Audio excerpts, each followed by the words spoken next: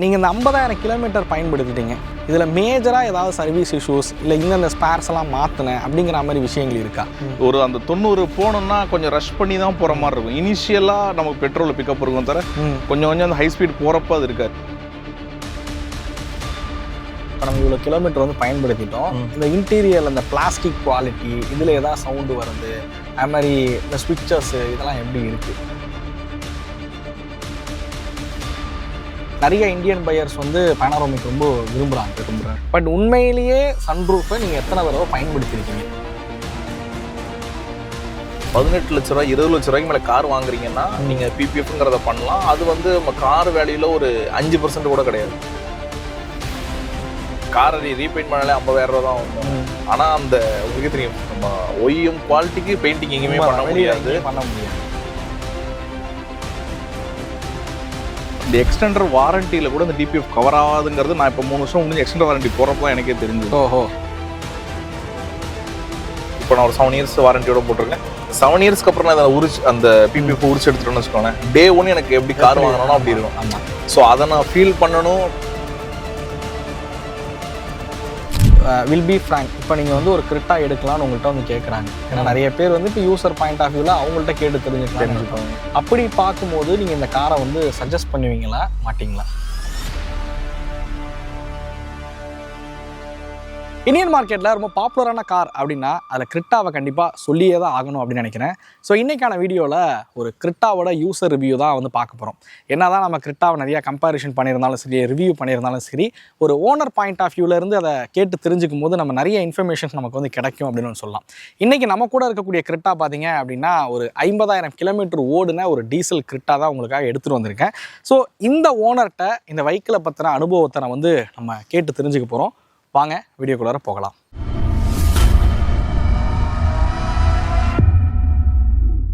Bro வணக்கம். வணக்கம் bro. So bro யார் அப்படின்னு கேட்டிங்க அப்படின்னா நீங்கள் ஆல்ரெடி பிர்லாஸ் பார்வை சார் வீடியோவில் பார்த்துருப்பீங்க. ஸோ ப்ரோ எதுக்கும் நம்ம நேயர்களுக்கு உங்களை அறிமுகப்படுத்திங்க. ஆமாம், நம்ம வந்து பார்த்தீங்கன்னா ஃபஸ்ட்டு விகைட் ஆட்டோ அப்படின்னு ஒரு கார் கன்சல்டிங் சர்வீஸ் வச்சுருக்கோம். அது இல்லாமல் அதில் நிறைய நம்ம அந்த கார் ரிலேட்டட் ஆட்டோமொபைலுக்கான சர்வீசஸ் பண்ணுறோம். மெயினாக நம்ம வந்து யூஸ்டு கார் இன்ஸ்பெக்ஷன் தான் நம்மளோட மெயின் ஃபோக்கஸே. ஏன்னா அந்த இடத்துல பார்த்தீங்கன்னா பையருக்கும் செல்லர் நடுவில் ஒரு பெரிய கேப் இருக்குது. கண்டிப்பாக. ஸோ அந்த கேப்பையும் ஃபில் பண்ணணும். அந்த இடத்துல ஒரு நியாயமான ஒரு சேல்ஸு, ஆக்சுவலாக வெஹிக்கிளை கரெக்டாக இன்ஸ்பெக்ட் பண்ணி எவாலுவேட் பண்ணி ஒருத்தர் வாங்கணும் அப்படின்னு அந்த இடத்துல ஒரு கேப் இருக்கிறத நம்ம ஃபில் பண்ணுறதாகவும் அது ஒரு பிஸ்னஸாக நம்ம ஸ்டார்ட் பண்ணோம். இது 2020 பண்ணிகிட்டு இருக்கோம். அப்புறம் இப்போ இந்த நியூ கார் பிடிஐ பண்ணுறதுனால அதுவும் பண்ணிகிட்டு இருக்கோம். அது இல்லாமல் ஜென்ரலாக உங்களுக்கு காரில் இப்போ எதாவது இஷ்யூ இருக்குது, பிஃபோர் சர்வீஸ் எனக்கு என்ன பிரச்சனைன்னு தெரில, இல்லை எனக்கு ஏதோ ப்ராப்ளம் இருக்குன்னு தெரியுது என்னன்னு தெரில அப்படின்னா கூட நம்ம அதுவும் கார் ஹெல்த் செக்அப்னு ஒரு சர்வீஸும் வச்சுருக்கோம். ஓகேங்க ப்ரோ. அதுவுமே இதெல்லாம் எல்லாமே நம்ம வந்து சென்னை, பெங்களூரில் பண்ணிகிட்டு இருக்கோம். அதுக்கப்புறம் 2022 நான் பிர்லா சாருக்கு இதே காரோட ஃபர்ஸ்ட் கார் வாங்கினப்போ ஒரு யூசர் ரிவ்யூவாக போயிருந்தேன். ஸோ அப்போ மீட் பண்ணி அதுக்கப்புறம் சாரோட சேர்ந்து கொலாப் பண்ணி இப்போ பண்ணிகிட்டு இருக்கோம். ஓகேங்க ப்ரோ. ஆக்சுவலாக நம்ம சேனலில் பிடிஏ செக் இந்த தஞ்சாவூர் சைடு சென்னை சைடு கேட்குறாங்க அப்படின்னாலும் நான் ப்ரோவை தான் வந்து காண்டாக்ட் பண்ணி விட்றேன். நான் ப்ரோவோட நம்பர் பார்த்தீங்க அப்படின்னா நான் உங்களுக்கு டிஸ்பிளேல ஷோவும் அண்ட் டிஸ்கிரிப்ஷன்லையும் கொடுத்துருக்கேன். தேவைப்படுறவங்க மறக்காமல் யூஸ் பண்ணிக்கோங்க. ப்ரோ இப்போ நம்ம கிரிட்டா விஷயத்துக்கு வருவோம். ஃபர்ஸ்ட் ஆஃப் ஆல் இது கிரிட்டாவில் என்ன வேரியண்ட் இப்போ பயன்படுத்துறீங்க? இது வந்து பார்த்தீங்கன்னா SXO டீசல் ஆட்டோமேட்டிக். ஓகேங்க. இதுதான் டாப் வேரியன்ட். அப்போ 2022 இதில் இந்த ஆடாஸ்லாம் கிடையாது, ஈவன் ஆட் ப்ளூ கூட கிடையாது. அந்த ஃபேஸ் 1ல இதான் லாஸ்ட் பேட்ச் திட்டத்தட்ட. ஓகே. ஸோ அதை நான் வாங்கினது எனக்கு ஒரு அது ஒரு பெரிய லக்கியாக நினைக்கிறேன். ஏன்னா அதுக்கப்புறம் அந்த ஆட் ப்ளூ ஒரு ப்ராப்ளமும் இருக்குது. அந்த நம்மளோட அந்த கேத்தலிக் கன்வெர்ட்டர்லாம் வந்ததுக்கப்புறம் இன்னுமே அது ரொம்ப எக்ஸ்பென்சிவ் ஆகிடுச்சு. அந்த யூரியாலாம் மெயின்டைன் பண்ணணும் அந்த மாதிரி. அதுக்கு மட்டும் இருக்குது ஓகே. ஆனால் இதில் வந்து அதிகமாக டிபிஎஃப் இஷ்யூ வருங்கிறதும் உண்மைதான். ஓகேங்க ப்ரோ. இப்போ மெயினாக ப்ரோ ஃபஸ்ட் நான் அந்த கிலோமீட்டர் கேட்டுறேன். இது வரைக்கும் எவ்வளோ கிலோமீட்டர் ரன் பண்ணியிருக்கீங்க? இப்போ வந்து சில 50,000 கிலோமீட்டர் மேலே நான் ஓட்டிட்டேன். அது வந்துன்னா 3 வருஷம் ஆகுது. எனிவே நம்ம ஸோ இப்போ நீங்கள் 50,000 கிலோமீட்டர் பயன்படுத்திருக்கீங்க அப்படின்னும் போது கண்டிப்பாக அந்த கிரிட்டா பற்றின எல்லா டீட்டெயிலும் உங்களுக்கு வந்து தெரியும். A to Z எல்லாமே வந்து தெரியும். ஸோ நம்மளும் நம்ம சேனலில் பார்த்தீங்க அப்படின்னா மோஸ்ட்லி வந்து கொஞ்சம் அதிக கிலோமீட்டர்ஸ் ஓட்டின கஸ்டமரோட ஃபீட்பேக்ஸ் தான் நம்ம வந்து கலெக்ட் பண்ணிகிட்டு இருக்கோம். ஏன்னா ஒரு ரொம்ப கம்மியாக ஓட்டுறாங்கன்னும் போது அவங்கள்ட்ட சரியான டேட்டா இருக்காது அப்படிங்கிற ஒரு காரணத்தினால. எனிவே ப்ரோ இப்போ முக்கியமாக நீங்கள் கிரிட்டா வாங்குறதுக்கு முன்னாடி என்ன கார் பயன்படுத்திக்கிட்டு இருந்தீங்க, எதனால கிரிட்டா வந்து சூஸ் பண்ணீங்க? ஓகே, நான் வந்து இதுக்கு முன்னாடி பார்த்தீங்கன்னா வெர்னா வச்சிருந்தேன். நம்ம ஃபர்ஸ்ட்லேருந்து கொஞ்சம் ஹுண்டாய் ஃபேமிலி தான் சொல்ல போனால். ஃபர்ஸ்ட் நம்ம கார் வந்து ஹுண்டாய் எக்ஸன்ட், அதுக்கப்புறம் அதுலேருந்து நம்ம வெர்னா வாங்கணும். ஃப்ளூயிடுக்கு வெர்னான்னு அப்போ தான் ஃபர்ஸ்ட் ஜென் வந்துச்சு, அதில் வாங்கணும். அது வந்து ஒரு பெட்ரோல் மேனுவல். நான் அதுலேருந்து சரி அது ஒரு கிட்டத்தட்ட 7-8 வருஷம் ஆக போகுது. சரி நெக்ஸ்ட் அப்கிரேட் நம்ம செடான் இருக்கிறனால இனிமே அதை நம்ம விற்கிற ஐடியா இல்லை. ஸோ நெக்ஸ்ட் அப்கிரேடுங்கிறது ஒரு எஸ்யூவி டைப்பில் ஏதாவது போவோம் அப்படின்னு நான் ஃபஸ்ட்டு பார்த்தது என்னமோ பார்த்தீங்கன்னா 700 தான் பார்த்தேன். சரிங்க ப்ரோ, அது பார்த்தேன். அப்புறம் ஹெக்டர் பார்த்தேன். எனக்கு என்னன்னா சரி இந்த தடவை ஒரு ஆட்டோமேட்டிக் போவோம் நமக்கு ஓரளவு, ஏன்னா டீசல் போகலான்னு எனக்கு முடிவாயிடுச்சு. ஏன்னா இந்த டீசல் பேன்லாம் வந்துடும் போல். ஸோ அதுக்குள்ளே நம்ம ஒரு நல்ல டீசல் வெஹிக்கிள் எடுக்கலாம் அப்படின்னு எனக்கு ஒரு ரொம்ப தாட் இருந்தது, மிஸ் பண்ணவே கூடாதுன்னு. ஸோ அந்த இடத்துல வந்து பார்த்தீங்கன்னா அப்போது ஹெக்டரு 700 நான் ஆக்சுவலாக பார்த்துட்டு இருந்தேன். ஹெக்டரில் பார்த்தீங்கன்னா டீசல் ஆட்டோமேட்டிக் கிடையாது, ஆனால் 700 இருந்தது. ஆனால் 700 பார்த்தீங்கன்னா திட்ட அன்னைக்கு பிஃபோர் ஜிஎஸ்டி அன்னைக்கு வந்து திட்ட 25 லட்ச ரூபா வண்டியில் கூட ஒரு ரிவர்ஸ் கேமரா கூட கிடையாது. இந்த AX5ல டீசல் ஆட்டோமேட்டிக் நம்ம போகிறப்போ எனக்கு அது மாதிரி எங்களோட யூஸுக்கு ஒரு 5 சீட்டர் போதும். ஏன்னா நம்மள்ட்ட ஆல்ரெடி ஒரு கார் இருக்கு அப்படின்றப்போ நமக்கு 7 சீட்டராக தேவைப்படல. ஓகே சரி, அப்புறம் பார்த்தேன் 20 லட்சம் கொடுத்து நம்ம வாங்கிய ஒரு ரிவர்ஸ் கேமரா கூட இல்லை, நிறைய ஃபீச்சர்ஸ் அது மாதிரி எனக்கு மிஸ் ஆச்சு. அதுக்கப்புறம் அந்த செக்மெண்ட்டில் அது 3 தான் நான் ஃபில்டர் பண்ணேன். ஸோ அதில் டீசல் ஆட்டோமேட்டிக் இல்லை, இதில் டீசல் ஆட்டோமேட்டிக், ஆனால் அதில் ஃபீச்சர்ஸ் இல்லை அப்படின்ட்டு வேறு வழியே இல்லாமல் திரும்ப ஹுண்டாய்க்குள்ளேயே போய் உள்ளே வந்துடலாம் கரெக்டாக. ஏன்னா அதுக்கு முன்னாடி நான் கரெக்டாக நிறைய ஓட்டியிருக்கேன். பெட்ரோல் ஆட்டோமேட்டிக்கும் ஓட்டிருக்கேன், மேனுவலும் ஓட்டியிருக்கேன், டீசல் மேனுவலும் ஓட்டியிருக்கேன், எல்லாம் ஓட்டினேன். ஆனால் திரும்ப டீசல் ஆட்டோமேட்டிக் ஓடனே இதனோட அந்த ரிஃபைன்மெண்ட் அதெல்லாம் என்னை வந்து இதுவே நமக்கு போதும் அப்படின்னு தோன்றுச்சு. ஏன்னா 700 திட்டத்தை புக் பண்ணிட்டேன். ஓகே, அதுக்கப்புறம் யோசிச்சா இது வந்து டாப் எண்ட் அப்போ 22 லட்சம், 25 லட்சத்துக்கே அதில் சில ஃபீச்சர்ஸ் இல்லை அப்படின்றப்போ, ஏன்னா அப்போது வந்து அதில் நீங்கள் பார்த்தீங்கன்னா 27.5 lakhsல தான் ஓரளவு எல்லா ஃபீச்சருமே வர மாதிரி இருந்தது. இந்த 5 லட்ச ரூபா டிஃப்ரென்ஸில் அந்த 5 லட்ச ரூபா ஃபியூல் போட்டால் கூட ஈஸியாக நம்ம 5 வருஷம் ஓட்டிடலாம் அப்படின்னு தெரிஞ்சது. சரி ஓகே அப்படின்ட்டு திரும்ப நான் கரெக்டாக டீசல் ஆட்டோமேட்டிக்கு இதை எடுத்துட்டேன். கண்டிப்பாக ப்ரோ, நீங்கள் சொன்ன ஒரு பாயிண்ட் என்னென்னா இந்த இன்ஜினை பொறுத்த வரைக்கும் ரிஃபைண்டாக இருக்கும் அப்படின்னு சொல்லலாம். ஸோ நான் இருக்கிறதுலையே டீசல் இன்ஜின் ஓட்டினதில் இந்த அளவுக்கு ரிஃபைன்மெண்ட் கொடுக்குறது கண்டிப்பாக ஹுண்டாயோட இந்த 1.5 லிட்டர் CRD இன்ஜினை வந்து குறிப்பிடலாம். அப்புறம் இன்ஜின் பற்றி பேச ஆரம்பித்தனால ஃபஸ்ட் அந்த இன்ஜின் பற்றியே நம்ம கேட்டுடலாம். இப்போ ஒரு 50,000 கிலோமீட்டர் வந்து பயன்படுத்திட்டீங்க, மைலேஜ் எப்படி கொடுக்குது? ஏன்னா எல்லாரோட கேள்வி இந்தியன்ஸோட மைண்ட் செட் வந்து இது எவ்வளோ கொடுக்குதுங்கிறது தான். இல்லை, அதுவும் ஒரு one of the important reason. அதுக்காக தான் இது போனேன்னே நம்ம சொல்லலாம். சிட்டியில் நான் சென்னை சிட்டிலேயே எனக்கு பம்ப் டவுன் டிராஃபிக் இருந்தால் கூட 12 to 14 வரைக்கும் கூட தரும். சூப்பர். ஒஸ்ட் கேஸ் 12 இல்லைனா 14, 15லாம் தரும் நம்ம ட்ரைவ் பண்ணுறதை பொறுத்தாக்கின். ஹைவேல மினிமமாக 18, மேக்ஸிமம் 24, 25லாம் பண்ணியிருக்கு. ஏன்னா 80, 90 நம்ம கரெக்டாக 6th கியரில் க்ரூஸ் பண்ணுறோம். ஐ மீன் க்ரூஸ் மோடு யூஸ் பண்ணாமல் கூட நம்ம ஒரு ஃபெதர் டச்சில் வண்டி ஓட்டுறோம்னா கண்டிப்பாக 22லேருந்து 24 தரும். சூப்பர். இப்போ நான் லாஸ்ட்டாக அந்த 50K கிலோமீட்டர்ஸ்க்கு அப்புறம் ஒரு சர்வீஸ் விட்டுட்டு நான் இப்போ பெங்களூர் போயிருந்தோம். ஓகே. ஸோ அப்போ கூட எனக்கு வந்து பார்த்தீங்கன்னா சரி நம்ம கொஞ்சம் லைட்டாக ஓட்டலான்னு சொல்லி ரொம்ப சாஃப்டாக ட்ரைவ் பண்ணேன். இந்த தடவை எனக்கு 23 kmph வரைக்கும் தந்தது. அது ரொம்ப சாதாரணமாக தருது. அதாவது ஒரு இங்கேருந்து ஒரு 300 கிலோமீட்டருங்கிறது நீங்கள் ஒரு 12-13 லிட்டரில் போயிட்டு வரலாம் இந்த வண்டியில். Super super. ஏன்னா டீசல் வந்து அதிகமாக விரும்பி எடுக்கிறதுக்கு காரணம் வந்து அந்த டார்க்கும் சரி, அதே பவரும் சரி. நமக்கு பெட்ரோலில் வந்து ஒரு அந்த 90 போகணுன்னா கொஞ்சம் ரஷ் பண்ணி தான் போகிற மாதிரி இருக்கும். இனிஷியலாக நமக்கு பெட்ரோலில் பிக்கப் இருக்கும் தவிர கொஞ்சம் கொஞ்சம் அந்த ஹை ஸ்பீட் போகிறப்ப அது இருக்காது. இது வந்து லீனியராக ஏறுற மாதிரி இருக்கும். ஆனால் எங்கேயுமே நமக்கு அந்த பவர் கம்மியாக இருக்கோ இல்லை ஒரு பிக்கப் இல்லையோ இல்லை ஒரு ஓட்டிங்கில் வந்து நமக்கு ரொம்ப ஈஸியாக இருக்குன்னா அந்த டார்க்குன்ற விஷயம் வந்து இந்த இடத்துல எவ்வளோ இடத்துல ஒர்க் ஆகுதுன்னு தெரியும். ஆனால் இன்னொரு பக்கம் நம்ம மைலேஜும் தர்றப்போ கண்டிப்பாக, அதாவது மைலேஜும் வேணும், பர்ஃபார்மன்ஸும் வேணும்னே இல்லை, டீசல் இன்ஜின் தான். எனிவே இன்னொன்று குறிப்பாக சொல்லணும், இப்போ இருக்கக்கூடிய இந்தியன் மார்க்கெட்டில் எல்லாரும் டீசல் கார் வந்து நிறைய பிராண்ட் வந்து இல்லை. குறிப்பாக வந்து இப்போ விற்றுக்கிட்டு இருக்க இந்த 18% டீசல் மார்க்கெட்டில் பார்த்தீங்க அப்படின்னா மேஜர் ரோலை வந்து கிரிட்டாவும் இருக்குது அப்படின்னு சொல்லலாம். ஏன்னா இப்பயுமே கிரிட்டாவை டீசலில் விரும்பி வாங்குறவங்க ரொம்ப அதிகமாகவே இருக்காங்க. இப்போ எனிவே நீங்கள் இந்த 50,000 கிலோமீட்டர் பயன்படுத்திட்டீங்க, இதில் மேஜராக ஏதாவது சர்வீஸ் இஷ்யூஸ் இல்லை இந்தந்த ஸ்பேர்ஸ் எல்லாம் மாற்றினேன் அப்படிங்கிற மாதிரி விஷயங்கள் இருக்கா? அப்படி ஒன்று எதுவுமே இல்லை. இதில் ஒரே இஷ்யூ அந்த டிபிஎஃப். அந்த டிபிஎஃப்பும் பார்த்தீங்கன்னா என்னோட யூசேஜ் வந்து எனக்கு 50% city 50% highway. Okay okay. So அதனால் என்ன ஆகிடுச்சு, நான் ரொம்ப சிட்டியில் நம்ம வெறும் வந்து பெட்ரோல் மேனுவல்னால சிட்டிக்குள்ளே என்னால் ஆட்டோமேட்டிக்கே போயிடலாம் அப்படின்ட்டு இதை நம்ம எடுத்துகிட்டே இருக்கோம். ஹைவேலையும் இதான் நல்லா இருக்குல்ல, மைலேஜ் நல்லா தெரியல அப்படின்ட்டு இதை எடுக்கிறோம். ஸோ இப்போ என்ன ஆகுதுன்னா, சிட்டியில் பம்படப்பு டிராஃபிக்கில் நம்ம யூஸ் பண்ண எனக்கு பார்த்தீங்கன்னா டிபிஎஃப் இஷ்யூ வந்து ஃபஸ்ட்டு டிபிஎஃப் இஷ்யூ வந்து எனக்கு ஒரு 8000-9000 கிலோமீட்டர் ஒரு தடவை வந்தது. அவங்க என்ன சொல்லுவாங்க, அது ஒன்றும் இல்லைங்க, நீங்கள் ரீஜன் மோடு போட்டு கிளியர் பண்ணிக்கோங்கன்னாங்க. நம்ம பண்ணிட்டோம், சரியாயிடுச்சு. திரும்ப அதுக்கப்புறம் திரும்ப ஒரு 15000-18000 அப்படி 20000 கிலோமீட்டர் 2 தடவை வந்துச்சு. அந்த 20000 கிலோமீட்டருக்கு அப்புறம் அஃப்கோர்ஸ் என்னோட யூசேஜ் வந்து ஹைவேல ரொம்ப இல்லைங்கிறது உண்மை தான். அதனால் எனக்கு என்ன ஆயிடுச்சுன்னா 2 மாதத்துக்கு ஒரு தடவை வரும். அதாவது ஒரு 1000-1500 கிலோமீட்டருக்கு ஒரு தடவை வந்துகிட்டே இருக்கும். நானும் போட்டு பார்த்தேன். அப்புறம் தான் நான் ஒன்று கண்டுபிடிச்சேன். நான் வந்து தொடர்ந்து சொல்லலாம் பிபியில் போட்டுட்டு இருந்தேன். நான் பிபிலேயோ இல்லை இந்தியன் ஆயிலையோ ஹெச்பிலேயோ எங்கே போட்டும் பார்த்துட்டேன். உங்களுக்கு வந்து சிட்டியில் நம்ம யூஸ் பண்ணுறப்போ, அதிகமாக யூஸ் பண்ணுறப்போ சாதாரணமாக ஒரு 1000 கிலோமீட்டரில் ஒரு தடையாவது வந்துடுது. நான் உடனே ஷெல்லு மாறி ட்ரை பண்ணலான்னு பண்ணேன். ஷெல்லு மாறினதுக்கப்புறம் எனக்கு ஒரு 2000-2500 கிலோமீட்டருக்கு அப்புறம் தான் அதுலேயும் வருது. பட் வருது, ஏன்னா கண்டிப்பாக அந்த ஷெல்லை வந்து நம்ம சொல்கிறோம்ல, அந்த டீசல்னாலே கொஞ்சம் நமக்கு அந்த குப்பை டஸ்ட்டு வரும். கண்டிப்பாக அது வந்து அதில் கம்மியாக இருக்கனால இது கிளாகுமே ஆகலை. அதுக்கப்புறம் நான் ஷெல்லில் கண்டினியூஸாக போடுறேன்.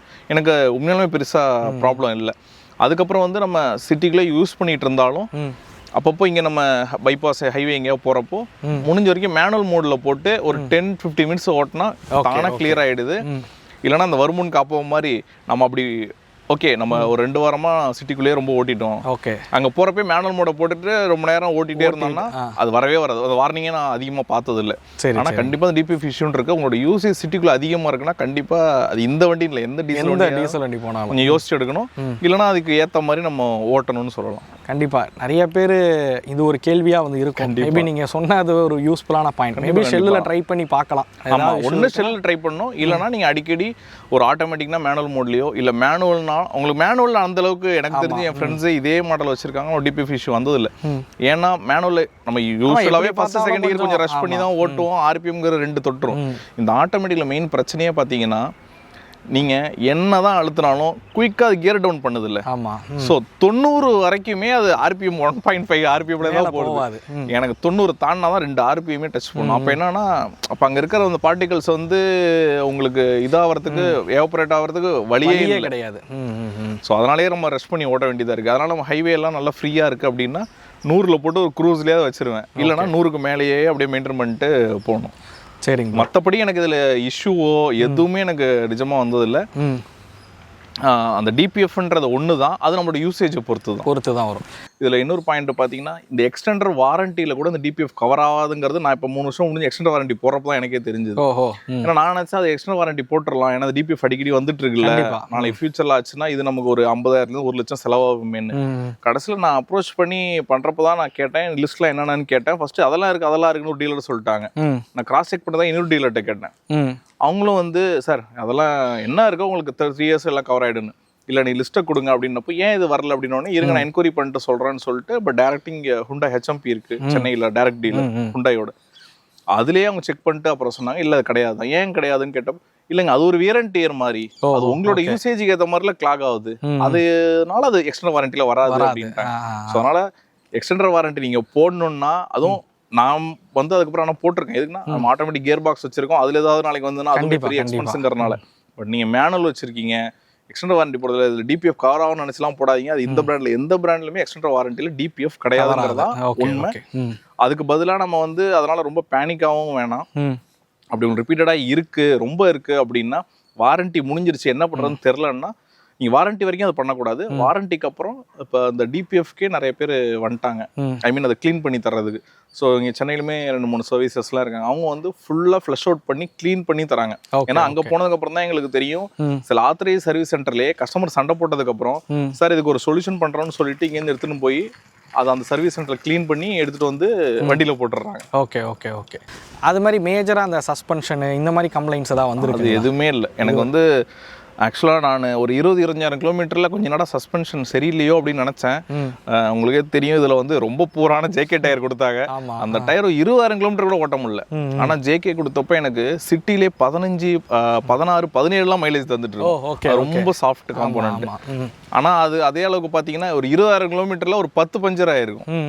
அதுக்கப்புறம் நான் எனக்கு எப்பவுமே பிடிச்ச காண்டி தான். ஸோ அதில் நான் வந்து இந்த UC6 தான் போட்டிருக்கேன். இந்த UC6 இப்போதைக்கு நான் போட்டு கிட்டத்தட்ட 25,000-30,000 கிலோமீட்டர் ஓட்டிட்டேன். இது வரைக்கும் ஒரு பஞ்சரும் ஆகல. அந்த சஸ்பென்ஷன் நான் நினச்சிருந்தேன் போயிடுச்சு. எல்லாருக்குமே நம்ம தாட் என்ன இருக்கும்னா ஆக்சுவலாக டயரை பார்க்க மாட்டோம், நம்ம வந்து சஸ்பென்ஷன் இருக்கும் போல அப்படின்னு நினைப்போம். டயரை மாற்றினோடனே எனக்கு திரும்ப வந்து 50,000 கிலோமீட்டர் இப்போ கூட நீங்கள் கூட ட்ரை பண்ணி பாருங்க. நம்ம சஸ்பென்ஷன் வந்து ஆக்சுவலாக நல்லா சாஃப்டாக இருக்குது. நான் மெயினாக கரெக்டாக போன இன்னொரு ரீசனும் வந்து எனக்கு சாஃப்ட்டு கம்ஃபர்ட்டு தான் எனக்கு முக்கியம். அந்த மாதிரி ஆள் நான் எனக்கு ஸ்டிஃபராக இருக்கணும், நான் வந்து 100-150 ஓட்டுவேன், எனக்கு என் டிரைவபிலிட்டி வேணும், அந்த மாதிரி ஆளே கிடையாது. எனக்கு எது எடுக்கிறோமோ எனக்கு கம்ஃபர்ட்டாக இருக்கணும். ஆமாம், சாஃப்ட் சஸ்பென்ஷன் தான். ஹை ஸ்பீடு போனால் ஸ்டெபிலிட்டி இருக்காது, கார்னரிங் கொஞ்சம் நமக்கு கான்ஃபிடென்ட் இருக்காது, அதெல்லாம் கரெக்ட். பட் அந்த கம்ஃபர்ட்டுங்கிறது எனக்கு இதில் கிடைக்கிறது அதே இதில் எனக்கு கிடைக்கல. ஈவன் 700 கூட எனக்கு ரொம்ப ஹார்டாக தான் இருந்தது சஸ்பென்ஷன். அதை விட எனக்கு இதுதான் பிடிச்சிருந்தது. ஐ மீன் பழைய 700. அப்புறம் உண்மையிலே சொல்லணும் அப்படின்னா கிரிட்டாவை எல்லாரும் வாங்குறதுக்கான முக்கியமான காரணம் வந்து இதோட சஸ்பென்ஷனை சொல்லலாம், கம்ஃபர்ட்டை வந்து கம்ஃபர்ட்டும் கொடுக்கும். ஏன்னா நான் பார்த்த வரைக்குமே கிரிட்டா வந்து ஒரு பெட்டரான ஒரு ஃபேமிலி காராக தான் இருக்குன்னு சொல்லுவேன் இந்த மிட் சைஸ் எஸ்யூவி செக்மெண்ட்டில். ஏன்னா டிரைவர் சென்ட்ரிக்காக மட்டும் யாரும் இதை யோசிச்சு வாங்க மாட்டாங்க. கண்டிப்பாக வீட்டில் இருக்கிறவங்களோட கம்ஃபர்ட்டையும் இதில் வந்து பார்க்கலாம் அப்படின்னு. அதனால தான் நம்ம சேல்ஸே அது அதிகமாகிறதுக்கு ஒன் ஆஃப் த. ஸோ இப்போதைக்கு மிட் சைஸில் நம்பர் 1 சேல்ஸுக்கு இருக்குது அப்படின்னா அதுக்கு இது ஒரு முக்கியமான காரணம் அப்படின்னு சொல்லலாம். எனிவே ப்ரோ, இப்போ நீங்கள் சஸ்பென்ஷன் ரிலேட்டடாகவும் கம்ப்ளைண்ட்ஸ் எதுவும் இல்லை, கம்ஃபர்ட் பெட்டராக சொல்லிட்டீங்க, இன்ஜின்லேயும் இது சொல்லிட்டீங்க. இப்போ மேஜராக அந்த சர்வீஸ் காஸ்ட் எவ்வளோ வருது? ஏன்னா எல்லாரும் கேட்குறது ஹுண்டாய்னா மாருதி டாட்டா காட்டிலும் கொஞ்சம் அதிகமாக இருக்கும். ஸோ அப்போ அது சர்வீஸ் காஸ்ட் வந்து எவ்வளோ வரும் அப்படிங்கிறது? இல்லை, கம்மி தான். அதாவது இந்த ஃபஸ்ட்டு 3 ஃப்ரீ சர்வீஸ்ன்றோம்ல, அப்போ நம்ம வெறும் ஜென்ரலாக இந்த ஆயில் சர்வீஸ் பண்ணுறது, ஃபில்டர் மாற்றுறது, ஐ மீன் வித்தவுட் லேபர் 4,500 5,500 போட்டுருந்தாங்க. அந்த நம்ம ஃப்ரீ சர்வீஸ் முடிஞ்சதுக்கப்புறம் பார்த்தீங்கன்னா எனக்கு இப்போது 9,000 12,000 போடுறாங்க, அவ்வளோதான். ஸோ அது எனக்கு ஓகே தான். ஏன்னா நம்ம வந்து ஏசி ஃபில்டர், ஏர் ஃபில்டர் மாத்திரம் அதில் ஒரு தடவையும் நான் வந்து 5,000 கிலோமீட்டர் கொடுத்துட்டு வெளில அலைன்மெண்ட் பண்ணுவேன். அந்த ஜென்ரல் சர்வீஸ் போகிறப்போ உள்ள அலைன்மெண்ட் பண்ணுவேன். அப்புறம் வந்து நான் எப்போவுமே உள்ள டீப் இன்டீரியர் கிளீனிங் பண்ணுவேன். அது ஒரு 2,000 போடுவாங்க. அந்த ஏசி நம்ம ஏசியை ரிமூவ் பண்ணி க்ளீன் பண்ணுறது, அப்புறம் சீட்ஸ்லாம் க்ளீன் பண்ணுறது. இந்த டாப் என்ன வென்டிலேட்டர் சீட்ஸ்னால உங்களுக்கு அதெல்லாம் டஸ்ட்லாம் போய் அடைச்சிக்கும். ஸோ இது பண்ணால் ஒரு 2,000 ஆகும். அது இல்லாமல் நம்ம ஜென்ரலாக பார்த்தீங்கன்னா 9,000 அதெல்லாம் சேர்த்து பண்ணாலுமே ஒரு 12,000 அந்த ரேஞ்ச் தான் வரும். ஒரு 20,000-30,000 கிலோமீட்டர் கொடுத்து நம்ம இந்த ஈஜிஆர் கிளீனிங் பண்ணுறோம். நான் ஒரு 2 தடவை பண்ணியிருக்கேன். ஈஜிஆர் கிளீனிங் நீங்கள் ஒரு 10,000 கூட தேவையில்லை, ஒரு 20,000 கிலோமீட்டர் கொடுத்தா இல்லை 15,000 கிலோமீட்டர் கொடுத்தா பண்ணிக்கலாம். ஈஜிஆர் கிளீனிங் பண்ணாலுமே 12,000 தான் அதிகபட்சம் ஆகுது, அவ்வளோதான். ஓகே. ஏன்னா நிறைய பேர் வந்து ஹியூண்டாய்னா கொஞ்சம் காஸ்ட்லியாக இருக்குமோ, விலை வந்து அதிகமாக இருக்குமோ அப்படிங்கிற ஒரு கேள்வி இருக்கும். அதனால தான் முக்கியமாக அந்த கேள்வி இல்லை. ஆக்சுவலாக கம்மி தான் எனக்கு தெரிஞ்சு. ஏன்னா நம்ம இந்த கார் இல்லாமல் இந்த மார்க்கெட்டில் அது எல்லாமே பார்த்துட்ருக்கோம். என்ன கேட்டிங்கன்னா அரினாவை விட கொஞ்சம் ஜாஸ்தி, ஆக்சுவலாக மாருதி நெக்ஸா விட கம்மிங்கிறதான் உண்மை. நீங்கள் வந்து ஒரு i20 இப்போ உங்கள் பலினோடதையும் நீங்கள் i20யோட ஜென்ரல் சர்வீஸ் பில் எடுத்து பார்த்தீங்கன்னா தெரியும். அவங்க அப்படியே நெக்ஸால சும்மா ஒரு 500 750 ரூபா கூட வச்சிருப்பாங்க. எல்லாத்துலயும் வச்சிருப்பாங்க. அப்படி பார்த்தா அரினாவோட காஸ்ட்லி, நெக்ஸாவோட கம்மி அப்படின்னு சொல்லலாம். ப்ரோ, முக்கியமாக கிரிட்டா யூஸர்கிட்ட மெயினாக கேட்கணும்னு நினச்ச கேள்வி என்ன தெரியுங்களா? அது ஏன் அந்த பாஸை வந்து அடிச்சுக்கிட்டே வரீங்க எங்கே போனாலும்? ஸோ ஏதாவது ஒரு சைடு மிரரில் ஏதோ ஒரு லைட்டு ஃப்ளாஷ் ஆகுதுன்னு திரும்பி பார்த்தா அது கிரிட்டாவாக தான் இருக்குது. அதுக்கான முக்கிய காரணம் என்ன? இல்லை, அதான் அதனோட உண்மை எங்களுக்கு தான் தெரியும். வண்டியோட ஹைபீம் இல்லாமே அந்த லைட் அப்படிதான், அது உங்களுக்கு. ஆனா எங்களுக்கு தான் தெரியும் ரோட்ல என்ன இருக்குன்னே தெரியல. அதாவது நைட்ல வந்து நீங்க பாத்தீங்கன்னா இந்த ஒயிட் வந்து பயங்கரமா ஸ்ப்ரெட் ஆயிடும். லிட்டரலா லைட்டே போடாம கார் ஓட்டுற ஃபீல் தான் நமக்கு இருக்கும். ஆனா முன்னாடி போறோம், ஏதல வரோம், எல்லாம் திட்டிட்டு போவோம். ஆனா நமக்கு தான் அதோட வழி தெரியும். அதெல்லாம் இப்படி கரெக்டா பார்த்தா திட்டாதீங்க, குண்டையை திட்டுங்க, ஏன்னா ஒரு லைட்டை கொடுக்காதீங்கடா அப்படின்ற. நிறைய தடவை நான் வந்து பார்த்துருக்கேன். இப்போ அதான் ஃப்ளாஷ் ஆகும் போதே நான் இந்த சந்தோஷ்டே பிரபாட்டெல்லாம் சொல்லுவேன், எப்படியும் கிரிட்டாவை தான் இருக்கும் பாருங்கன்னா, கிரிட்டா தான் தாண்டி போகும். அது இன்னொரு காரணமும் இருக்குல்ல, நானே சில இடத்துல பண்ணி நிலம வரும். என்னன்னா அந்த நார்மல் லைட்ல ஒண்ணுமே தெரியாது, கொஞ்சமா அந்த ஹைபீம் அடிச்சாதான் அங்க இருக்க ஆப்ஜெக்டே எங்களுக்கு தெரியுது. Okay okay. அதனால லைட்டே இல்லாத இடத்துல ஓரளவு தெரியுது. ஆனா இந்த ஸ்ட்ரீட் லைட்ஸோ ஹைவேல இன்னொரு நம்ம இந்த லேன்ல போறோம், ஆப்போசிட் ட்ராக்ல போற வெஹிக்கிளோட லாரியோட லைட் இருந்தா கூட இது அப்படியே ஜீரோ ஆயிடும். சரி சரி, பிளைண்டா இருக்கு, ஒண்ணுமே தெரியல. கொஞ்சம் ஹைபீம் அடிச்சாதான் தெரியுது. அதனால எங்க நீங்க பார்த்தாலும் இந்த ஹுண்டேன்ற பிராண்டை திட்டுங்க, அப்பதான் அவங்க வந்து ஏதாவது பண்ணுவாங்க. ஆக்சுவலா இப்ப இருக்கிற கிரெட்டாலுமே இந்த ப்ராப்ளம் கொஞ்சம் இருக்குதான். ஆனா இதுக்கு அது எவ்வளவு பரவாயில்லன்னு சொல்லலாம் இப்ப இருக்கிறதுல. ஆனா அதுலயுமே இந்த ப்ராப்ளம் இருக்கு. அது பவர்ஃபுல்லா இருக்குன்னு நினைச்சுக்கிறாங்க. பவரும் பாத்தீங்கன்னா அவுட்புட் கம்மி தான், ஆனா அது அடிக்கிறது மட்டும் ரொம்ப பயங்கரமா ஆக்சுவலா டிஸ்டர்ப் ஆகுது. ஓகே ஓகேங்க ப்ரோ. இப்போ மேஜரா நான் சொன்ன மாதிரி கிரிட்டா வந்து ஒரு ஃபேமிலி கார் தான். இப்போ உங்க வீட்டில் ஃபேமிலியில் இதை ட்ராவல் பண்ணும்போது அவங்க ஃபேஸ் பண்ணக்கூடிய விஷயங்கள் என்ன, ப்ராக்டிகாலிட்டி யூசேஜ்னு வரும்போது அதுக்கான விஷயங்கள்லாம் ப்ராப்பராக இருக்கா? லைக் இந்த பாட்டில் ஹோல்டர்ஸ் இந்த மாதிரிலாம் நான் கேட்குறேன். ஓகே. ஸோ ஒரு ஃபேமிலி அப்படின்னு பார்க்குறப்போ நம்ம செடான்லேருந்து வந்ததுனால ஃபர்ஸ்ட் அவங்க நினச்சதே, நானுமே எஸ்டேட் பண்ணது அந்த ஒரு காரணம் என்னன்னா, எஸ்யூவி டைப்னு போனே பாடி ரோல் இருக்குமே, கண்டிப்பாக அது என்ன பண்ணுறது அப்படின்னு நம்ம நினச்சோம். எங்கள் ஒய்ஃபுமே அதான் கேட்டாங்க. சரி, நான் என்ன சொன்னேன், நம்ம ஃபஸ்ட்டு ஒரு டெஸ்ட் ட்ரைவ்லாம் பார்க்குறப்போ ஒன்றும் பெருசாக தெரில அப்படின்னாங்க. அதுக்கப்புறம் தான் நம்ம ஓட்டுறப்போ, வண்டி எடுத்ததுக்கப்புறம் ஓட்டினப்போ கொஞ்சம் பாடி ரோல்லாம் தெரியுது அப்படின்னு சொன்னாங்க. அப்போ தான் எனக்கு புரிஞ்சது, அந்த எஸ்யூவியில் பாடி ரோலுங்கிறது அது எம்பியூவாக இருந்தாலும் நம்ம ஓட்டுற ஸ்டைலில் தான் இருக்குது. நம்ம செடான ஹேட்ச் ஓட்டுற மாதிரி இப்படிலாம் ஓட்டிக்கிட்டு இருந்தால் அது நடக்காதுன்னு ரொம்ப ப்ராப்பராக ஓட்டணும்னு சொல்லலாம். ரொம்ப ப்ராப்பராக ஓட்டினா அது எதுவுமே தெரியாத அளவு கம்ஃபர்ட்டாக முன்னாடி போகலாம். ஆனால் ஸோ அந்த இடத்துல வந்து எங்கள் வீட்லேயே அப்புறம் சொன்னது எல்லாருமே என்னன்னா, நம்மளோட ட்ராவல் ஃப்ரெண்ட்ஸ் ஆகட்டும், கண்டிப்பாக செடனை விட இதில் பெட்டராகவே இருக்குது. ஐ மீன் பாடி ரோல் நம்ம ஒழுங்காக ஓட்டணும், பாடி ரோல் கண்ட்ரோல் ஆகுது. அதோட ஸ்பேஸ் ஆகட்டும், கம்ஃபர்ட் ஆகட்டும், டயர்ட் ஆகட்டும் இல்லை. கண்டிப்பாக. ஏன்னா எங்கள் வீட்டில் எல்லாருமே கொஞ்சம் டால் தான். ஸோ நம்மலாம் அந்த செடனில் உட்காந்து எழுந்திருக்கப்போ பார்த்தீங்கன்னா, நல்லா உட்காந்து தூங்கிட்டுலாம் வருவாங்க. ஆனால் எழுந்திரப்ப கால்லாம் வலிக்குது அப்படின்னுவாங்க. ஸோ அந்த இடத்துல வந்து அது பெட்டராக இருந்தது. நெக்ஸ்ட் வந்து அந்த பாட்டில் ஹோல்டர் இதெல்லாம் ஓகே. அது மாதிரி நம்ம செடான்லேருந்து வந்ததுனால நமக்கு அந்த பூட் ஸ்பேஸுங்கிறது அதுலேருந்து கம்பேர் பண்ணுறது எனக்கு 10ல் தான். ஓகே. ஆமாம், அதில் ஈஸியாக 3 சூட்கேஸு, 4 கட்டப்பை, நம்ம ஊருக்குலாம் போயிட்டு வந்தோம்னா எல்லாம் மல்லிகை ஜாமா எல்லாமே எடுத்துகிட்டு வருவோம். அதாவது எங்கள் வீட்டில் பொதுவாக எல்லா வீடுகளையும் என்னன்னா, பூட் ஸ்பேஸ் அதிகமாக இருந்தாலே என்னென்ன ஏற்ற முடியுமோ எல்லாத்தையும் ஏற்றிடுவாங்க. அதனால் ஒரு தடவை ஊருக்கு போயிட்டு வர்றப்போ ஃபுல்லாக ஏற்றுவாங்க. அந்த அளவுக்கு இது ஆனால் உண்மையாக 10ல் தான். Okay okay. வெறும் அளவுக்கு கண்டிப்பாக இல்லை. ஸோ அந்த இடத்துல காம்ப்ரமைஸ் பண்ற மாதிரி தான் இருக்கு.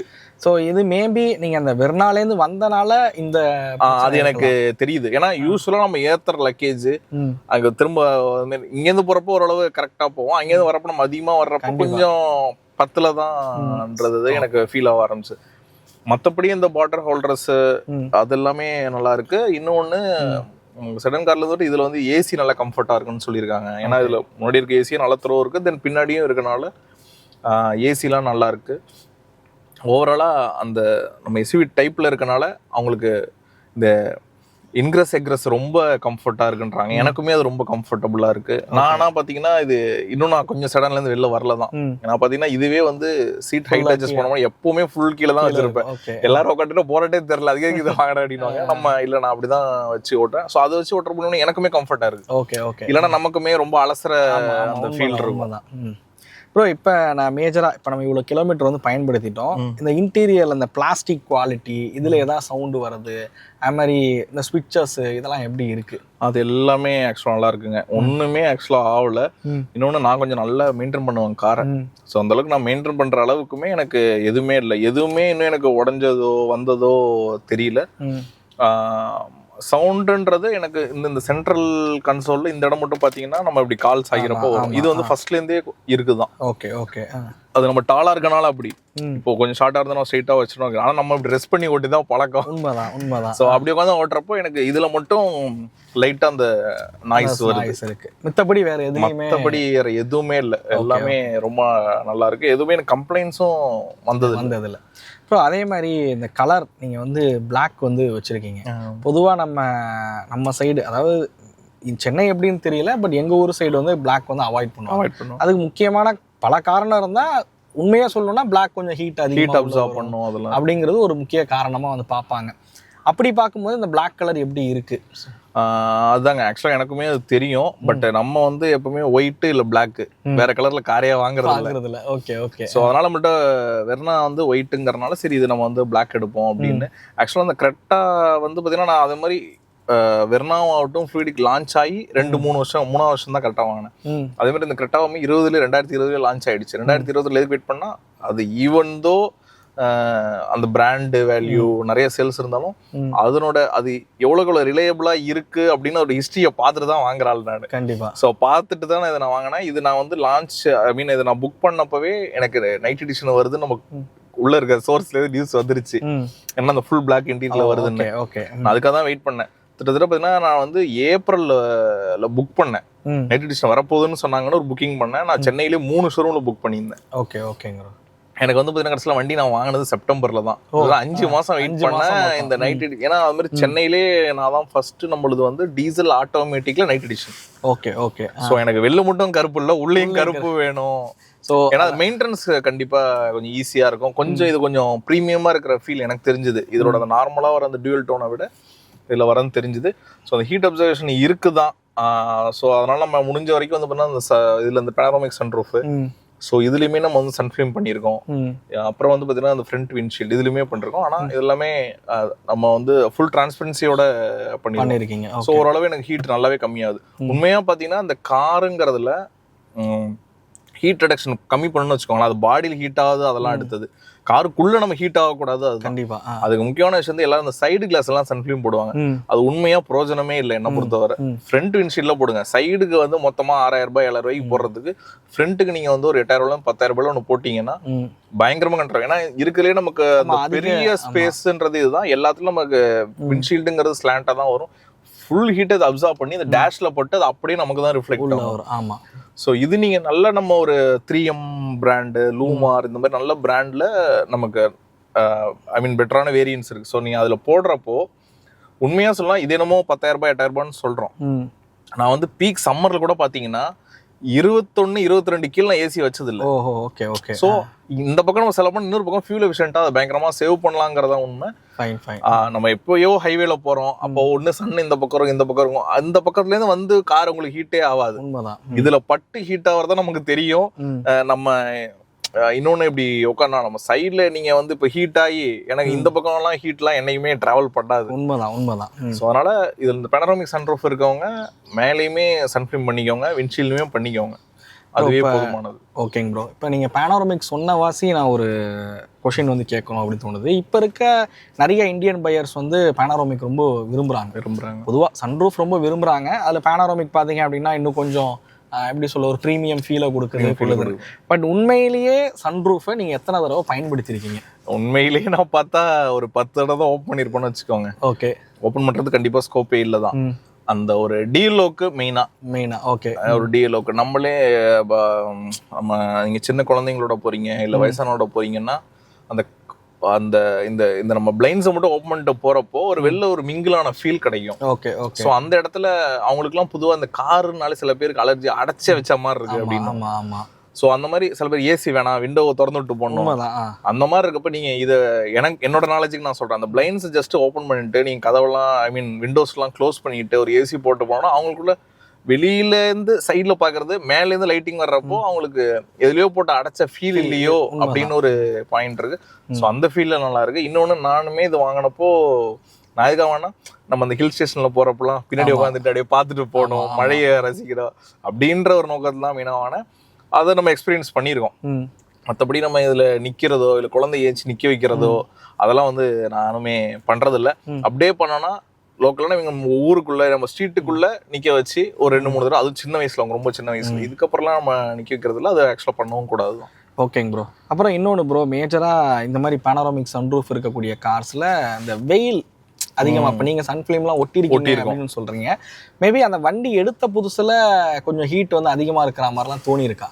எனக்கு தெரிஞ்சு இல்லை, அது நிறைய பேர் சொல்கிறாங்க. பட் எனக்கு தெரிஞ்சு அப்படிலாம், ஏன்னா நானே சில கார் ரிவ்யூ பண்ணும்போது ஏசி வந்து ஓடிட்டு தான் இருக்கும். பட் எப்படின்னா கொஞ்சம் ஒரு சர்டன் சன்ரூஃப் வந்து அந்த ஹீட் தெரியும், கொஞ்சம் மேலே ஹீட் தெரியும். ஆமாம் தெரியும் கண்டிப்பாக. அதனால கேட்குறேன். இல்லை கண்டிப்பாக அது இருக்கும், அது கொஞ்சம் இருக்கும். பட் நான் அதை பெருசாக ஃபீல் பண்ணதில்லை. மேபி நம்ம ஃப்ரண்ட்ல இருந்து ஏசி வென்ட்ஸ் நம்ம நிறைய இருக்கனால ஃபீல் பண்ணலாம். மேபி பின்னாடி இருந்தா அவங்களுக்கு தெரியும்னு சொல்லலாம். நானா வாங்கி ஒரு 1 வீக்லேயே எல்லாம் பண்ணிட்டதுனால நமக்கு தெரியல. அப்புறம் நீங்க அந்த இன்னொன்று சொன்னீங்க, இந்த பிளாக் மெயின்டைன் பண்றதுக்காக நான் பிபிஎஃப்மே ஃபுல்லா பண்ணிட்டேன். அப்படியா? ஆமா, ஃபுல் பிபிஎஃப் பண்ணிட்டேன். ஏன்னா கண்டிப்பா மெயின்டைன் பண்றது கஷ்டம் தான். இன்னொன்று பிளாக்ங்கிறது ஈஸியாக ஃபேட் ஆகும், அதுவும் இருக்கு. இன்னொன்று சின்ன சின்ன ஒரு அழுக்கோ அந்த பேர்ட் ட்ராப்பு ஸ்க்ராட்ச் எது பட்டாலும் இதில் பார்த்தீங்கன்னா தெரியும். ஆமாம். ஸோ அதனால ஒரு 18 லட்ச ரூபாய் 20 லட்ச ரூபாய்க்கு மேலே கார் வாங்குறீங்கன்னா நீங்கள் பிபிஎஃப்ங்கிறத பண்ணலாம். அது வந்து நம்ம கார் வேலையில் ஒரு 5% கூட கிடையாது. Okay okay. கண்டிப்பாக அந்த ப்ரொடெக்ஷன் தேவையா அப்படின்னு என்ன கேட்டிங்கன்னா என் பாயிண்ட்ல தேவை தான். ஏன்னா உடனே காரை ரீபெயிண்ட் பண்ணாலே 50,000 ரூபா தான் ஒன்றும். ஆனால் அந்த உங்களுக்கே தெரியும் நம்ம ஒய்எம் குவாலிட்டிக்கு பெயிண்டிங் எங்கேயுமே பண்ண முடியாது. இன்னொன்று நீங்கள் அப்படிலாம் ஃபுல் பெயிண்ட் பண்ணிட்டுலாம் நாளைக்கு ரீசேல் போனால் வண்டி ஃபுல்லாக அடிபட்டுருக்குன்னு ஈஸியாக சொல்லிடுவாங்க. ஸோ அந்த லெவலில் வண்டி ப்ரொடெக்ட் பண்ணணும், எனக்கு வண்டி நல்லா மெயின்டைன் பண்ணணுன்றவங்க அந்த பிபிஎஃப் தாராளமாக பண்ணலாம். கண்டிப்பாக 1 lakh ஆகும், அது கம்மியாக பண்ண முடியாது நல்ல பிராண்டு போகிறப்போ. ஸோ அது பண்ணிங்கன்னா உங்களுக்கு நல்லாவே இதாவது. இன்னொன்று இப்போ நம்ம சென்னை மார்க்கெட்டில் வந்து பார்த்தீங்கன்னா யூஸ்டு கார் மார்க்கெட்லேயே பாருங்கள், இந்த மாதிரி மாஸ் மார்க்கெட் காரில் பிபிஎஃப் பண்ண காரோட விலை ஒரு 50,000 கூட தான் விற்கிறாங்க. ஓ அப்படிங்களா? ஆமா ஆமா, அது ஆப்வியஸா 50,000 போகும். ஏன்னா அந்த ஒரு இப்போ நிறைய பிராண்ட்ல 5 வருஷத்துக்கு 7 வருஷங்குள்ள வந்துருச்சு. ஸோ அதனால அந்த பீரியடுக்குள்ள இருக்குன்னா அதையும் ஒரு வேல்யூவா வச்சு தான் விற்கிறாங்க.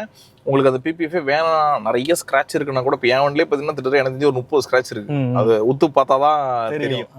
அது எல்லாமே இந்த ஃபிலிம் மேல தான் இருக்கு. இந்த சின்ன சின்ன இதுக்கெல்லாம் நம்ம போய் கிளைம் பண்ணிட்டு இருந்தோம்னு வச்சுக்கோங்களேன், அந்த பக்கம் ப்ரீமியம் அதிகமாயிடும். இன்னொன்னு ஒன்னொன்னுக்கும் பெயிண்ட் அடிச்சிட்டு இருந்தா அதாவது ஒரு இடத்துக்கு பெயிண்ட் பண்ண இடத்துக்கும் பண்ண இடத்துக்கு நிறைய டிஃபரன்ஸ் தெரியும். அதுவும் பிளாக்ல வந்து ரொம்ப எவிடென்ட்டா தெரியுங்கிறது உண்மை. ஸோ அதனால பண்ணீங்களா இல்லை எனக்கு அது வேணாம்னா இப்போ நீங்கள் ரீசேல் பண்ணுறீங்கன்னா அவங்க அந்த பிபிஎஃப் எடுக்கிறாங்க. இப்போ நான் ஒரு 7 இயர்ஸ் வாரண்டியோட போட்டிருக்கேன். 7 இயர்ஸ்க்கு அப்புறம் நான் அந்த பிபிஎஃப் உரிச்சு எடுத்துட்டோன்னு வச்சுக்கோங்களேன், டே 1 எனக்கு எப்படி கார் வாங்கணும் அப்படி இருக்கும். ஸோ அதை நான் ஃபீல் பண்ணணும் அப்படி, ஏன்னா ஐயோ பழசாயிடுச்சு, ஃபேட் ஆயிடுச்சு, அது கொடுக்கூடாது. நான் பண்ணணும் 7 வருஷம் கழிச்சு அதை ரிமூவ் பண்ணிட்டா நமக்கு அந்த பிராண்ட் நியூவா எப்படி நம்ம பெயிண்ட்ல வாங்கினோமோ அதே மாதிரி இன்ன வரைக்கும் நமக்கு எதுவும் கிளைமும் பண்ணல. ஐ மீன் எங்கேயும் அடிபட்டு நான் திரும்ப கிளைம் பண்ணல. சரிங்க ப்ரோ, இப்போ நிறைய விஷயங்கள் வந்து சொன்னீங்க. மோஸ்ட்லி கம்ஃபோர்ட் பற்றி பேசியாச்சு, இந்த ஸ்டோரேஜ் பற்றி பேசியாச்சு, ஹைவே நீங்கள் இது வரைக்கும் போன ஹைவே ட்ரிப்ஸ் வந்து எப்படி, ஹில்ஸ் ரைட்லாம் எப்படி இருக்குது? ஹில்ஸ்லாம் சூப்பராக இருக்கும். டீசல்னால பவருங்கிறது இல்லை குறையும் இல்லை, மைலேஜும் குறையே இல்லை, ஆக்சுவலாக நல்லா இருக்குது. நம்ம வண்டி வாங்கினோடனே முதல்ல பார்த்தீங்கன்னா எல்லாரும் லாங் ட்ரிப் போகக்கூடாதுன்னு, நம்ம வண்டி வாங்கினோடனே முதல்ல இங்கேருந்து கோவா தான் போனோம், சென்னையிலேருந்து. ஓகே ஓகே, அது ஃபர்ஸ்ட் சர்வீஸ் கூட படல, அப்படியே எடுத்துட்டு ஒரு வண்டி வாங்கி 2 வீக்ஸ்ல கோவா. ஏன்னா எனக்கு வண்டியை ஃபீல் பண்ணிடணும். நம்ம அதுக்கு முன்னாடி டெஸ்ட் ட்ரைவ் பார்த்துருக்கோம், ஃப்ரெண்ட்ஸ் வண்டி ஓட்டிருக்கோம், அதெல்லாம் எடுத்தது. அவங்கள நம்ம இஷ்டத்துக்கு நம்ம நினைச்ச மாதிரிலாம் ஓட்ட முடியாது. சரி எடுத்ததை ஓட்டி எப்படிதான் இருக்குன்னு பார்த்துருவோம். நான் அந்த ட்ரிப்பு போயிட்டு வந்தேன்னா எனக்கு பயங்கர சாட்டிஸ்ஃபைட். ஓகே, நல்ல காரை எடுத்துருக்கோம், இதுல பர்ஃபார்மன்ஸும் இருக்கு, மைலேஜும் இருக்கு, எல்லாத்துலையும் எனக்கு சாட்டிஸ்ஃபை ஆச்சு. அதுக்கப்புறம் நிறைய ஹில் ஸ்டேஷன் போயிருக்கோம். ஸோ அங்கெல்லாம் போகிறப்பையும் எனக்கு ரொம்ப கம்ஃபர்ட்டாகவே இருக்கு. ஓகேங்க ப்ரோ, இப்போ வில் பி ஃப்ராங்க், இப்போ நீங்கள் வந்து ஒரு கிரிட்டா எடுக்கலாம்னு உங்கள்கிட்ட வந்து கேட்குறாங்க. ஏன்னா நிறைய பேர் வந்து இப்போ யூசர் பாயிண்ட் ஆஃப் வியூவில் அவங்கள்ட்ட கேட்டு தெரிஞ்சுக்கலாம். அப்படி பார்க்கும்போது நீங்கள் இந்த காரை வந்து சஜஸ்ட் பண்ணுவீங்களா மாட்டிங்களா? அதாங்க, அந்த பட்ஜெட் இருக்கு. அன்னைக்கு நான் டீசல் ஆட்டோமேட்டிக் டாப் எண்டே வந்து நான் 22 லட்சத்து வாங்கினப்போ 20 லட்சம் இருந்திருக்கலாம், அந்த அளவுக்கு தான் ஒர்த்துன்னு எனக்கு ஃபீல் ஆச்சு. இன்னைக்கு வந்து பார்த்தீங்கன்னா 25 லட்சம் ஆயிடுச்சு இதோட டாப் எண்டு. அதுலேயும் வந்து நல்ல வேலை நான் எடுக்கிறப்ப அந்த ஆடாஸ் இல்லை, எனக்கு அந்த ஆடாஸ் எனக்கு செட் ஆகாது, அது எதுக்கு அப்படின்னு தான் நான் நினைப்பேன். ஸோ இன்னைக்கு இருக்கிறவங்க டாப் எண்ட் எடுக்கிறவங்களுக்கு ஒரு ஆப்ஷனே இல்லை, அந்த ஆடாஸோட தான் வாங்கணும். அதனால தான் அது 24.5 லட்சம் 25 லட்சம் பட்ஜெட்டும் வந்துடுது ஆகுது. ஸோ எடுக்கலாம். ஆனால் எனக்கு இப்போ இருக்க கரெக்டாக கம்பேர் பண்ணுறப்போ பார்த்தீங்கன்னா இதை விட அது கொஞ்சம் மிட்டு வந்துருச்சு சஸ்பென்ஷனாக பார்க்குறப்போ. ஓகே ஓகே, இதில் நமக்கு நல்ல சாஃப்டாக இருக்கும். அஃப்கோர்ஸ் கொஞ்சம் கான்ஃபிடென்ட்லாம் இருக்காது தான், ஒரு 120க்கு மேலே. ஆனால் அதுக்கு மேலே போகவும் கூடாது. அது கீழே போகிறப்போலாம் இப்போ எனக்கு இப்போ இருக்கிற இடத்துல பார்த்தீங்கன்னா கொஞ்சம் வந்து அந்த தூக்கி போடுறதுலாம் நல்லாவே எவிடென்ட்டாக தெரியுது. ஸோ சஸ்பென்ஷனாக வந்து எனக்கு இது பிடிச்சிருக்கு. ஆனால் அதில் இருக்க நிறைய ஃபீச்சர்ஸ் அதெல்லாம் பார்க்குறப்போ அவங்க தாராளமாக போகலாம். மேபி நீங்கள் டாப் எண்ட் இல்லை அப்படின்னு பார்க்குறப்போ கண்டிப்பாக அது ஒரு வேல்யூ ஃபார் மணியாக தான் இன்னுமே ஃபேமிலிக்கு இருக்கும். ஓகே ஓகே, கண்டிப்பாக. சரிங்க ப்ரோ, இப்போ ஏதாவது ஒரு 3 விஷயம் எனக்கு இந்த காரில் வந்து, ஏன்னா நிறைய பிடிச்ச விஷயங்கள் எல்லாமே வந்து சொன்னீங்க, எனக்கு இந்த 3 விஷயங்கள் வந்து இந்த காரில் மேஜராக பிடிக்கவே இல்லை, மேபி இதெல்லாம் கொஞ்சம் சேஞ்ச் பண்ணியிருந்தா பெட்டராக இருக்கும் அப்படின்னா நீங்கள் எந்த விஷயங்களை சொல்லுவீங்க? அதாங்க, அதில் முதல்ல பார்த்தோம்னா இந்த காஸ்ட்டுக்கு ஒரு சின்ன, இப்போ நம்ம இந்த டோர்ல வர சுவிட்சஸ் இருக்குல்ல, கண்ட்ரோல்ஸ், இதுல கூட பாத்தீங்கன்னா அந்த இலுமினேஷன் ஒரு லைட்டே இருக்காது.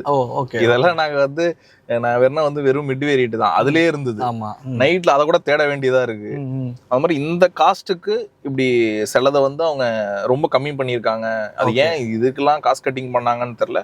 அது மாதிரி பாத்தீங்கன்னா எவ்வளவு நம்ம போட்டு வாங்கினாலும் இப்போ அந்த ஆம்பியன் லைட்டிங்கிறது ஒரு கலர் தான் எரியும், அதுவுமே சரியா தெரியாது. அதை ஒரு மல்டி கலர் கொடுத்துருக்கலாம்.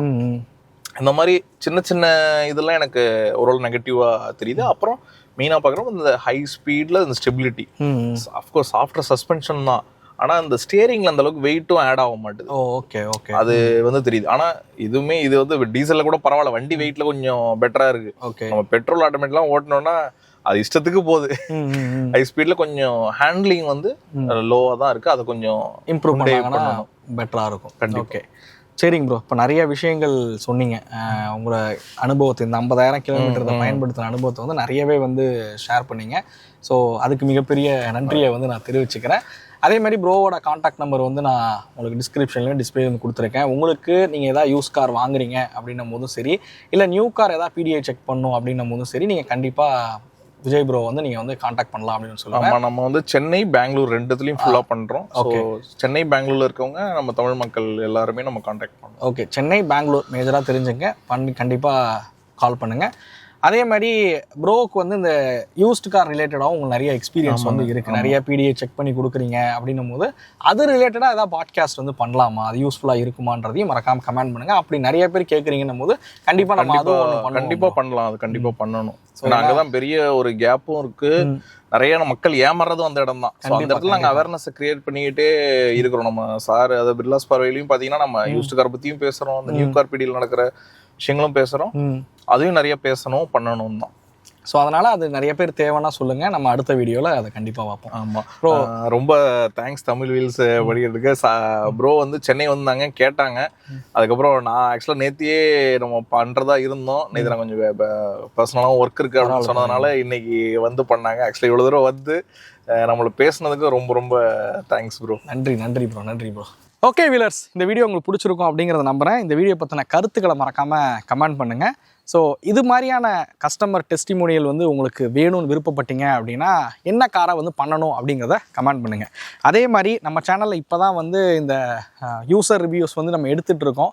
ஸோ அதனால் நீங்கள் யாராவது கார் வச்சுருக்கீங்க, அந்த யூசர் எக்ஸ்பீரியன்ஸை வந்து நம்ம சேனலில் வந்து பகிர்ந்துக்கணும் அப்படின்னு நினச்சிங்க அப்படின்னா நம்ம டீமோட வாட்ஸ்அப் நம்பர் பார்த்தீங்க அப்படின்னா நான் டிஸ்கிரிப்ஷனில் வந்து கொடுத்துருங்க. நீங்கள் என்ன கார் பயன்படுத்திக்கிட்டு இருக்கீங்க, அதே மாதிரி எந்த ஊர்லேருந்து இருக்கீங்க அப்படிங்கிறத மறக்காமல் நமக்கு வந்து டீட்டெயில் வந்து சென்ட் பண்ணுங்கள். நம்ம முடிஞ்ச வரைக்கும் உங்கள் கூட சேர்ந்து இந்த மாதிரி கஸ்டமர் ரிவ்யூஸும் வந்து பண்ணலாம் அப்படின்னு இருக்கும். எனிவே இந்த வீடியோ உங்களுக்கு பிடிச்சிருக்கும் அப்படின்னு நம்புகிறேன். இந்த வீடியோ பற்றின கருத்துக்களை மறக்காமல் கமெண்ட் பண்ணுங்கள். அடுத்த வீடியோவில் சந்திக்கும் வரை தமிழ் வீல்ஸ் மணிகண்டன். நன்றி, வணக்கம்.